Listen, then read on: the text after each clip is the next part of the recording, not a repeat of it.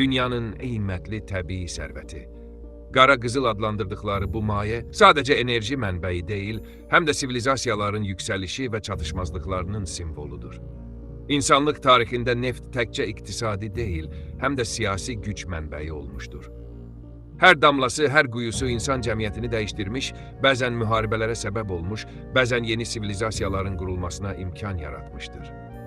İlk dəfə neftin istifadəsi təxminən əyənliyə 1000-3500 illərdə Mezopotamiya və Misirdə qeyd olunub.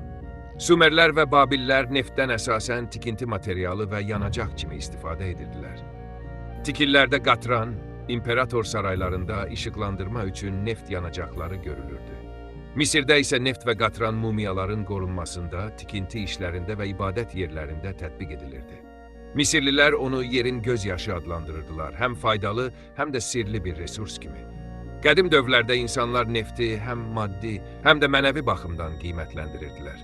Bu maye həm həyat üçün lazım olan enerji mənbəyi, həm də sirli və qorxulu bir təbii qüvvə hesab olunurdu.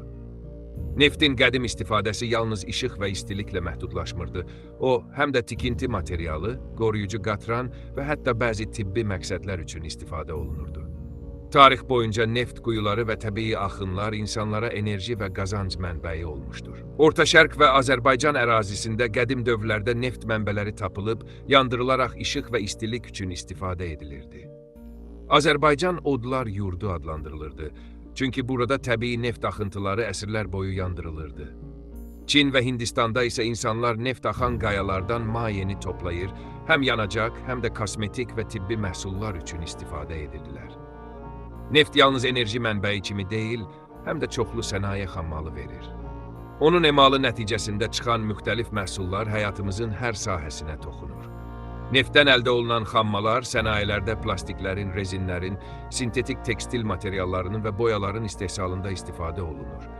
Kimya sənayesində plastik borular, avtomobil təkərləri, yağlar, sürtkü materialları, hətta bəzi dərman preparatları üçün xammal təmin edilir. Neftin müxtəlif məhsulları arasında benzinin, dizelin, kerosinin, neft yağlarının, asfalt və bitumun xüsusi rolu var.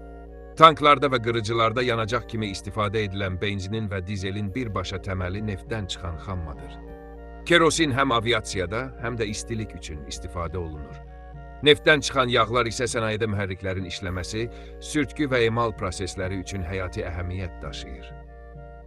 Neftdən çıxan bəzi kimyəvi məhsullar həm də müharibələrdə strateji vasitələr kimi istifadə olunur.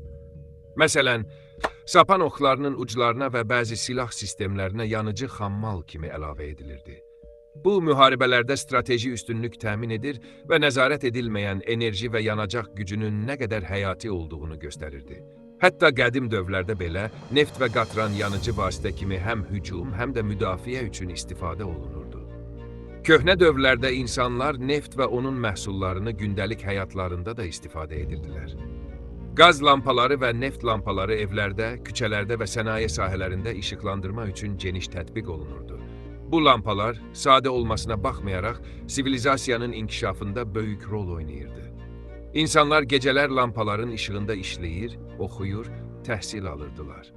Bəzi maraqlı və az bilinən faktlar da var. Neftin qatran və asfalt kimi yan məhsulları qədim Misir və Mesopotamiya dövrlərində tikinti materialı kimi istifadə olunurdu. Qədim Çin və Hindistanda neftdən çıxan kimyəvi birləşmələr dərman və kosmetik məhsullar üçün tətbiq edilirdi.